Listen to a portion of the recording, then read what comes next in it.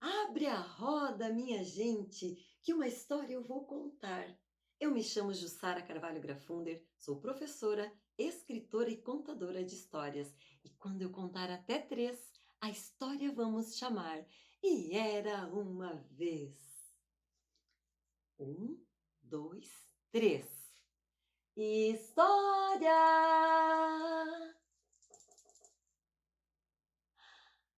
A história chegou e era uma vez Batidas de Ocã, de Rosane Castro e Mônica Papesco. Ele correu até o quintal, subiu em uma árvore e lá do alto ficou assistindo os movimentos dos homens que organizavam os tambores em círculos. E era assim todos os finais de tarde. Os tambores tinham tamanhos e formas diferentes e isso deixava Idio muito curioso. O som que eles entoavam fazia com que o menino não parasse quieto. Ele tentava se equilibrar nos galhos num caicai irresistível. Então, ele esperava o sinal, o sinal para descer e se juntar aos homens mais velhos.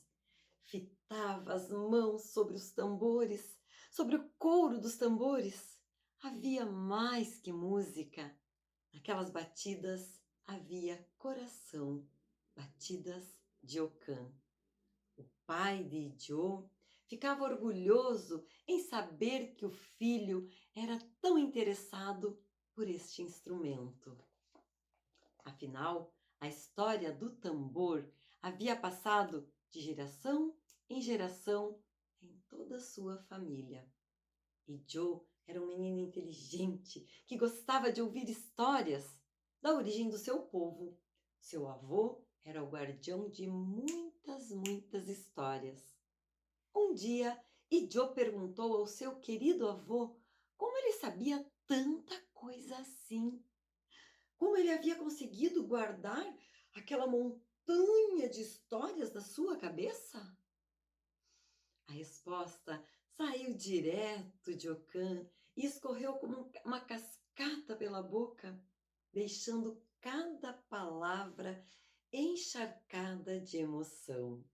E Joe, eu ouvi as histórias contadas pelo meu pai, pelo meu avô, pelos meus tios. Eles também ouviram de outras pessoas.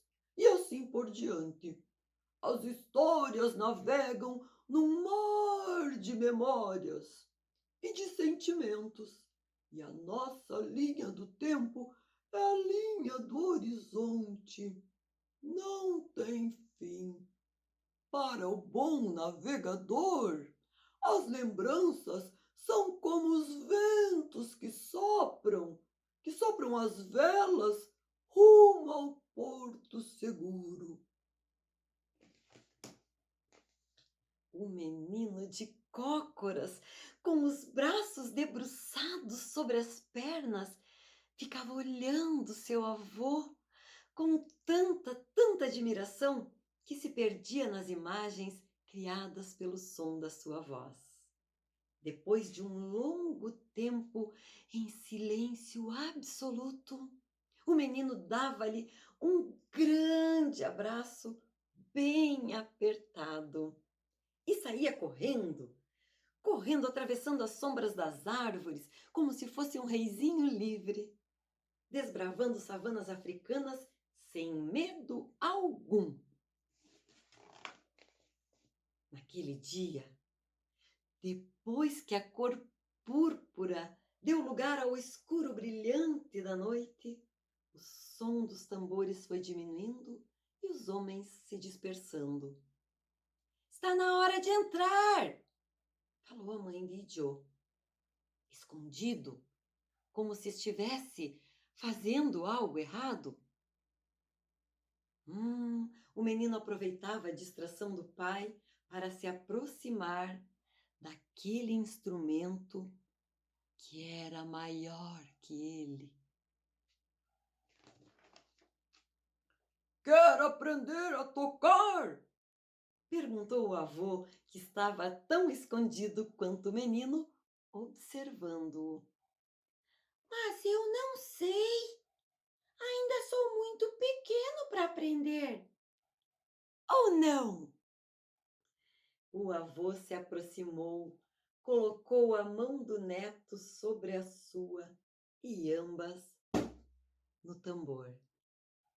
Mas antes de tocarem juntos, e Joe ouviu uma história. Era uma vez uma aranha que construiu sua casa dentro de um grande tambor. Alojada, ela passava dias tecendo o fio, quase incolor, quase prateado da sua teia. A aranha dançava cada vez que o som do tambor ecoava. Um dia ela saiu da teia e nunca mais voltou. Ficou encantada com o que viu lá do lado de fora. Decidiu morar no alto de uma prateleira que ficava em frente aos instrumentos. Ela se perguntava quem era aquele homem que, com as mãos, fazia surgir as batidas do coração. E Joe, nós somos o próprio tambor, finalizou o seu avô. E, dizendo isso, os dois começaram a tocar.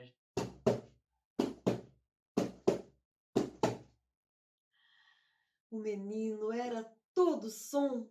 Depois ele tirou a mão, deixando apenas a do seu avô, e começou a se movimentar ao ritmo da batida. Da porta da cozinha, que dava para o fundo do pátio da casa deles, o pai e a mãe de Joe admiravam a cena. Não é à toa que escolhemos o nome de Joe para esse menino? Dizia o pai. Não é mesmo? Ele traz a dança no nome e no corpo, a curiosidade nos olhos e nas mãos, o talento para tocar tambor.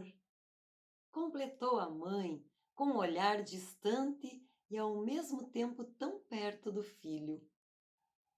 Assim como a aranha tece sua teia com um fio quase invisível, nós tecemos a vida com o fio transparente da memória, forjando como um esmerado ferreiro nossa própria história.